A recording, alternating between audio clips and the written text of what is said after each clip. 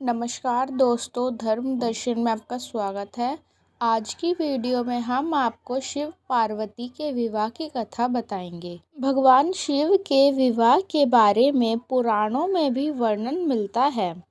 पौराणिक कथा के अनुसार भगवान शिव ने सबसे पहले माता सती से विवाह किया था। भगवान शिव का यह विवाह बड़ी जटिल परिस्थितियों में हुआ था।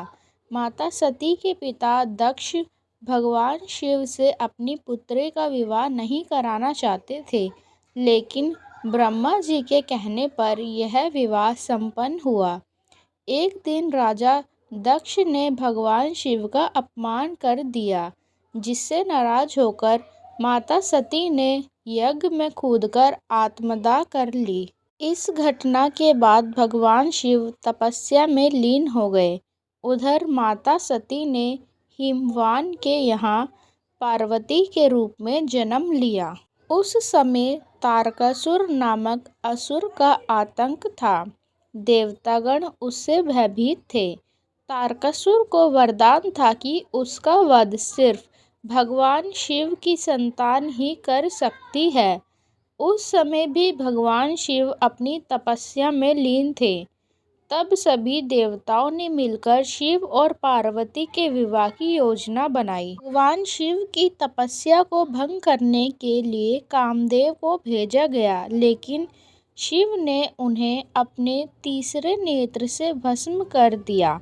देवताओं की विनती पर शिव जी विवाह के लिए राजी हुए। विवाह की बात तय होने के बाद भगवान शिव की बारात की तैयारियां शुरू हुई। पौराणिक कथा के अनुसार भगवान शिव जब माता पार्वती से शादी करने पहुँचे, तब उनके साथ संपूर्ण जगत के भूत प्रेत, देवतागण, दानवगण, जानवर, कीड़े मकोड़े, अपशगुनी, पिशाचनी, डकिनी, शकुनी सभी शिवजी की बारात में शामिल हुए। उन्होंने ही भोलेनाथ का भस्म से श्रृंगार किया, हड्डियों की माला पहनाई, सांपों से कान के कुंडल पहनाए। शिव जटाधारी रूप में थे और उनके बाल उलझे हुए थे। उन्होंने शिव की जटाओं से सहरा सजाया। शिव सिर से पैर तक राख में लपटे हुए थे और खून टपकती हुई चमड़ी की शॉल उनके शरीर पर थी। ब्रह्मा जी के कहने पर शिव जी अपनी बारात लेकर चले, जिसमें नंदी, भृंगी, श्रृंगी, देवतागण, भूत, पिशाच, चुड़ैल, जानवर, कीड़े मकोड़े सभी शामिल हुए और भगवान शिव अपने साथी नंदी पर बैठे। परंतु रोज सीधे बैठते थे, आज उल्टे बैठे। नंदी का मुख सामने की ओर और शिव का मुख पीछे की ओर था। सींग पकड़ने की जगह शिव जी ने नंदी की पूंछ पकड़ी। शिवजी ने जोर जोर से डमरू बजाया और सारे भूत, पिशाच, चुड़ैल, अपशगुनी, कीड़े मकोड़े, जानवर सभी लोग शिव की बारात में नाचते झूमते चलने लगे। सबसे पहले हिमवान के द्वार पर भगवान विष्णु जी पधारे। पार्वती जी की माता ने शुभ आरती सजाई और उनके साथ की स्त्रियां उत्तम मंगल गीत गाने लगी। सुंदर हाथों में सोने की थाल शोभित है। इस प्रकार माता पार्वती की मां मैना हर्ष के साथ शिवजी का प्रदर्शन करने चली। जब मैना ने भगवान विष्णु के अलौकिक रूप को देखा, तो वह प्रसन्न होकर नारद जी से पूछने लगी, क्या ये ही मेरी शिवा के शिवजी हैं? तब नारद जी बोले, नहीं नहीं, ये तो भगवान श्री हरि हैं। पार्वती के पति तो और भी अलौकिक है, उनकी शोभा का वर्णन नहीं किया जा सकता। इसी प्रकार से एक एक देवता आते रहे और पार्वती जी की माता मैना उनका परिचय पूछती रही और नारद जी उन सभी को शिव जी का सेवक बताते रहे। फिर कुछ समय बाद भगवान शिव अपने शिवगणों के साथ पधारे। सभी विचित्र वेशभूषा धारण किए हुए थे।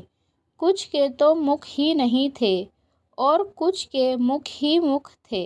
इनके बीच में भगवान शिव अपने नाग के साथ पधारे। शिवजी से द्वार पर शगुन मांगा गया।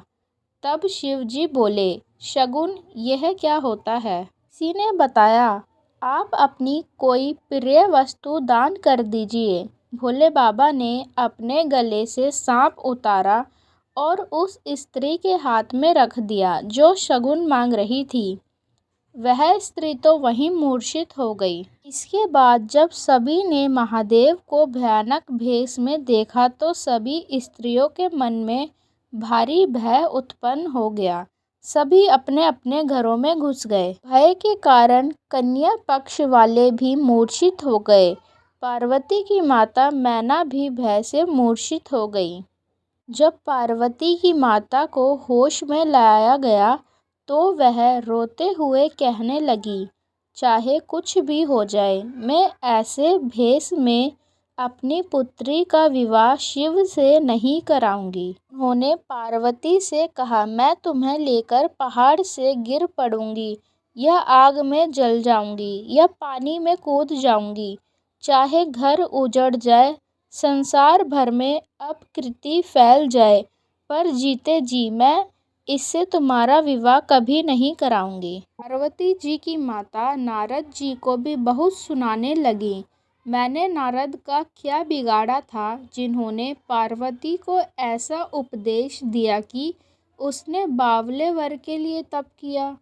सचमुच उनको ना किसी का मोह है, ना माया, और ना उनके पास धन है, ना ही घर। यह सब कुछ सुनकर पार्वती माता शिवजी के पास गई और उन्होंने शिवजी से निवेदन किया कि हे भोलेनाथ, मुझे आप सभी रूप और सभी भेष में स्वीकार हो, परंतु प्रत्येक माता पिता की इच्छा होती है कि उनका दामाद सुंदर हो। तभी वहाँ विष्णु जी आए और कहने लगे, पार्वती जी, आप चिंतित ना हो। आज जो शिवजी का रूप बनेगा सभी देखकर हैरान रह जाएंगे। आप यह जिम्मेदारी मुझ पर छोड़ दीजिए। भगवान विष्णु जी ने शिव जी का बहुत सुंदर श्रृंगार किया, सुंदर वस्त्र पहनाए, करोड़ों कामदेव को लज्जित करने वाला स्वरूप बनाया। शिव जी के इस रूप को विष्णु जी ने चंद्रशेखर का नाम दिया। इस समाचार को सुनते ही हिमालय उसी समय नारद जी और सप्त ऋषियों को साथ लेकर अपने घर गए। तब नारद जी ने पूर्ण जन्म की कथा सुनाकर सबको समझाया और कहा कि हे मैना, तुम्हारी पुत्री साक्षात जगजननी भवानी है। पहले ये दक्ष के घर जाकर जन्मी थी, तब इनका नाम सती था। बहुत सुंदर शरीर पाया था। वहाँ भी सती का विवाह शंकर जी से ही हुआ था। यहाँ पर्वतराज हिमालय ने हाथ में कुश लेकर तथा पार्वती माता का हाथ पकड़कर उन्हें शिव पत्नी जानकर शिवजी को समर्पण किया। जब शिवजी ने पार्वती माता का पाणी ग्रहण किया तब सब देवता हृदय में बड़े ही हर्षित हुए। श्रेष्ठ मुनिगण वेद मंत्रों का उच्चारण करने लगे और देवतागण शिवजी की जय जयकार करने लगे। कई प्रकार के बाजे बजने लगे। आकाश से कई प्रकार के फूलों की वर्षा हुई और इस प्रकार शिव और माता पार्वती का विवाह संपन्न हुआ और सारे ब्रह्मांड में आनंद भर गया। आपको